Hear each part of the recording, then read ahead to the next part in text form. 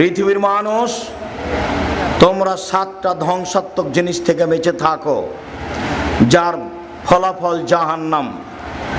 1, আশিরকু বিল্লাহ, আল্লাহর সাথে শিরক করা, দেখেন সিরিয়ালে 1 নম্বরে আছে। 2, অসেহর, জাদু করা। জাদু কিন্তু শিরক, জাদু করাও শিরক, জাদু দেখাও শিরক, ওটা হলো ভেলকি। 3, কাতলুন নাফস, মানুষকে হত্যা করা। 4, আকলু রিবা, সুদ খাওয়া। একজন এসে বলছে এলাকায় খুব সুদের প্রভাব আছে, থাকতে পারে, থাকেই তো সুদের প্রভাব। আল্লাহ রাসূল বলছেন মায়াকুল দিরহাম রিবা ইয়ালাম আসাদ্দু মিন সিত্তাতা সালাসিনা জিনিয়া, কেউ যদি জেনে শুনে 1 টাকা সুদ খায়, 36 বার জেনা করে যত পাপ হবে, 1 টাকা সুদ খেলে তার চেয়ে বেশি পাপ হবে।